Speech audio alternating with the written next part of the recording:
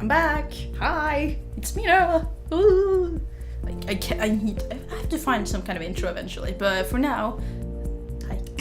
I replaced the awkward showing of my book's artwork with a low resolution fire from YouTube. It's called Fireside Ink because I like the idea of sitting down by the bonfire, even though I hate that because I'm allergic to mosquitoes. But anyways, sitting down by the bonfire and telling stories and writing stories and bringing them along, just fireside and then ink because I write stuff. Okay, so I'm gonna talk about my world now. I'm gonna give you the general overview, kinda, just like, kingdoms and areas and stuff like that. I'm gonna try to keep it like short and direct and not talk too much in detail, which is good because I don't have a lot of detail about a lot of it. And again, I do have my awesome notebook made of stone. I'm gonna talk about that at some point. I need to just have a segment every week where I just talk about my favorite notebooks. But yeah, you ready? Because I'm not. Okay, so to do it very, very broadly, you have kind of like the level or the plane of the living, right? Where the humans live and all the kingdoms and all that jazz. And then you also have the demon world and the demon underworld, which are kind of two separate things. They're kind of in their own corner of the existence, but they are their own separate thing because you can be a demon and just live in a demon life, and then you can get banished and have to go to the demon underworld, which is like super sucky, and then you can actually get banished to the human world. But anyways, so you got the realm of the living, demon world, demon underworld, then you got the fields of Gremeshir. Some of the words are weird, okay? When I have developed this over the course of like 10 plus years, and some of it has been developed in Norwegian, and some of it has been developed in English, and it just all makes a lot of the names really weird. So Gremeshir, the fields of Gremeshir, which is basically the plane of the immortal souls. I'm gonna get back to that at some point, but basically, if you are immortal, that just means that your soul is not in your body, which means that it is in Gremeshir. So if you get killed, your body dies, but your soul isn't in there, so you don't actually die, and you can just jump back to the world of the living whenever you feel like it. So you got that. And then you also have like the plane of the gods, which is it's a plane of the gods. There are 7 gods, I think, and they live there. Is there anything else? I'm sure there's more, but let's get down to the world of the living, or the plane of the living. I don't have a map. I really wish I had a map. If anyone ever watches this and knows how to draw fantasy maps, let me know. Okay, so first I'm gonna talk about what I like to call the mainland continent, which makes no sense because mainland is just, not an island, I guess. But it's the first area that I started with, so I'm gonna start with that. It is divided into 7 areas, I think. And it is the Midlands, which is surprisingly in the middle, so Midlands, which is a just big, kind of round-shaped area surrounded by mountains and stuff like that. And in the middle of the Midlands, there is a giant lake, I guess. It's not an ocean, but it's like, you could believe it would be an ocean. It's really, really big. A giant lake.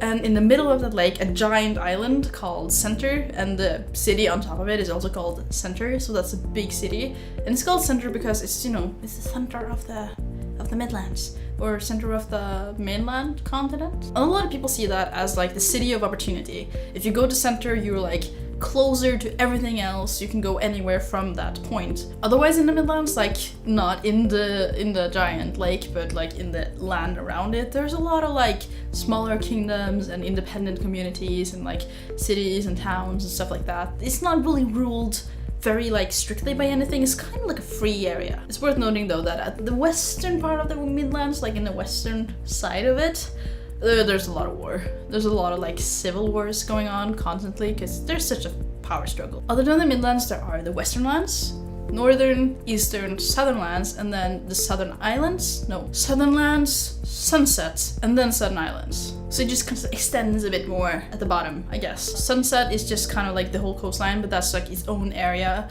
And then you got the Southern Islands, which is off the coast and also very often referred to as the Pirate Kingdom. In the Western lands, you have a bunch of kingdoms that I'm gonna get into at some point. I actually started in the Western lands, at the very, very western edge of the Western lands by the coast.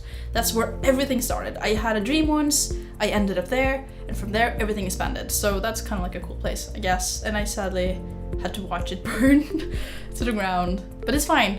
It's fine now, I guess. Then you got the Northern lands, which is like 2/3 of the Northern lands is just the Northern Empire, which is a giant area controlled by one really badass lady. It's pretty peaceful, but that's because people tend to listen to the leaders up there. It's not a place you can get like a lot of like uproar and people wanting to fight anything. It's pretty peaceful and prosperous, but it's very isolated. They do not do a lot of like communication or trade or anything with the outside world. A little bit, but not a lot. Other than that, the northern lands are quite open and don't have a lot of like rulings. You might find like the occasional little area or maybe a kingdom or two. I actually don't know. I haven't discovered much from there, to be honest. I live in Norway. The northern lands don't really interest me that much. This is gonna become a theme, by the way. I don't know, haven't discovered or haven't really realized a lot of stuff yet, but I'm gonna get there eventually. The northern lands are also full of really old creatures. Most things in the northern lands age really slowly. And there's a lot of like ancient creatures up there, like typical ancient monsters. Then you got the eastern lands, which again, I don't know much about. I'll be honest, I know a lot about the western lands because that's where everything started. And everything else is kind of like, I have some anchor points that I know of, and everything else is just like, I have a feeling that it's a little bit like this, or I know that this is this kind of area, but I'm not really sure specifically what's happening over there. So anyways, the eastern lands, that's one of the places that I've left pretty open. So if I want to shove more stuff into the mainlands, it's got to be in the east, probably east, north, or maybe like some parts of the south. But like the west is full. I can't put any more up there. But the eastern lands, I have no clear image of how far it goes. I know that at some point in there, there's a big Fire Nation like area with people that are like, you know, bound to the mistress of fire and stuff like that. There's, you know, it's dry, it's harsh, you have a lot of dwarves there. That's the only place the dwarves still live in like glory, because they were forced underground everywhere else. It's basically just a much harsher environment, and I know a couple of the kingdoms and places that are there, but eventually I'll spend some time there and I'll figure stuff out, because I know they're interesting things, and I know that some of the most important stories of the entire universe, or at least the human realm, they took place there. Now if we move towards the south, that too is pretty open, but that's again because it's ruled by this one big entity. But there is one big city, again, this is not as big as the Northern Empire though, but there's one big city called Kristalla. What a weird name. I must have been young when I got that place. Kristalla. Architecture-wise, I think it's kind of a bit like the Blood Elf in World of Warcraft, like kind of that type of architecture. That's Kristalla for you. It's a very magic-centered area, the whole south, including Sunset, not including the Southern Islands. If you want to be a mage, that's where you go. If you want knowledge, you go to the west. If you want to fight, you go to the east, and if you want to die, north, I guess. But anyways, Kristalla kind of rules most of the south, and that's also where like most of the high powers reign. So if every leader from the entire continent were to meet, which doesn't really happen, but it could, then they would meet in Kristalla, because that's kind of like the throne of the Midlands. Not Midlands, but the mainlands. Other noteworthy things in the southern lands would be, there are a few kingdoms, but I don't know. But there are the Fields of Evengy. Fields of Evengy are actually some of my favorite places. It is one of my favorite places. It's one place. It's really, really cool.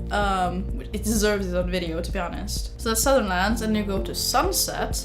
And now in Sunset, still magic, very essential. There is a couple cool kingdoms there as well, but these areas are pretty chill, to be honest. Like the Southern Islands aren't really like typical townspeople places. The Southern Islands are more like, you know, piratey, or people that live on isolated islands and stuff like that. But Sunset is like the only place where people who are pirates or outlaws can actually just chill, kinda. Or no fights, no nothing. Just a place where everyone could go and just take a deep breath and watch the sunset, because, you know, it's beautiful. Okay, so now I'm gonna talk about across the ocean. I just call it across the ocean for some reason, because it just started out with a couple things and now it's gotten bigger. But basically across the ocean you have a continent. This is really, really like undiscovered territory for me, to be honest. But I know there's a okay, so there is this one big kingdom which is called Herolith, which is kind of divided in by seasons. So you got, oh, I forgot. Okay, so this started out as a D&D kingdom, honestly. I made a kingdom for D&D use. It's called Herolith, which is also the name of the oracle place, I think. I'm pretty sure. Anyways, and also underneath Herolith, there is almost the same size kingdom, but an underworld kingdom, which is ruled by mainly 2 bandit groups. It's really weird. Then I also know that further into the land, there is a kingdom with the capital named Senna. Like, see, this place is very tidbits, but there's a big city named Senna. It has, I think it has several walls, so like outer wall, and then, you know, people living, and then another wall, and then people living in another wall, and then also like in the ocean, across the ocean, but still in the ocean, there is a giant island called Gorzol, which is full of dead people. It's an undead island thing. That's an underground city though. And also Dragonheart Island, which is a very, very cheesy cliche name, but that is where the dragons live. Not all of them, but that's where the dragon lords live. You know, the main ones, the big ones, the rulers of the dragons, they live there. I can promise you that there are more places that I've forgotten about, but I think there's only one more that I would like to talk about now, today. This might become a bit of a long video, but I wanted to give a quick overview of my everything. So, the last place that I want to talk about is very special because it actually exists in the real world. What? And by that I mean it has a physical existence in our world, and it's called the Winterland. The Winterland is a place partially in the realm of the humans or the living. By the way, not random side note, but by the way, I say the world of humans or the living. There are humans, elves, dwarves, like the stereotypical fantasy creatures. And then there are other creatures that I haven't thought about yet. But there are more. I promise, there's more races and stuff. But yeah, there's several races. They live in relative harmony. But the Winterland is a very interesting place to me because it kind of came to me out of nowhere. It came to me when I was in a place where I would like to go there, to be honest. And story goes that when you are in a place in your life or by the doorsteps of your death, and you are unable to accept whatever happened to you, this usually happens after like some major incident or something. If you're unable to accept what's gonna come next, and you just want to pause your life and not move forward, you might find yourself waking up in just white, in a landscape of white, snow so deep but not so cold as you would think it would be. And then suddenly you'll see a bridge, and on that bridge there will be a lady, and she'll escort you over. I was almost going into like serious storytelling role there, but I'm not. You go across the bridge, and suddenly you're in a valley, a winter valley. It's a valley full of snow, and there you see no paths except from in little villages. Wait, this is hard to explain. I'm gonna talk about the Winterland later. Basically, the Winterland is a valley that exists and also doesn't exist. Well, it exists, but it's kind of like bending time and space a little bit, and it shows up for the people who need it, and you're free to leave if you want to. I like that place, and I'm gonna tell you about that place. That's probably some of the first texts that I'm gonna read to you, and also maybe the first place I'm gonna talk to you about in more detail. And hold on. Ta-da! This is in Norwegian though, so I need to translate it. Illustrations, they are not that by me. I don't own visual talent, but I had this really cool illustrator and he did that, and I did this by myself. I'm gonna talk about this at some point too. I self-published, so I just wrote a thing and I found a printing company. So yeah, that's the Winterland. That's probably what's gonna come next. If not anything else, I haven't really decided. And yeah, that was a very, very quick overview of my world. Thank you very much for watching. If you made it to the end, that's kind of awesome. If you didn't, then I don't blame you at all. That's me done. That's me done. I've told you the basics, basically. There's stuff that I forgot. If you have any questions or requests, it's hard to request things you don't know about, but yeah, I just wanted to share some stuff. So thank you so much for watching. Do subscribe if you're interested in these kinds of things. I do promise that there are some interesting parts of it too. It's not just all boring. And I'll see you next time. Okay? Bye.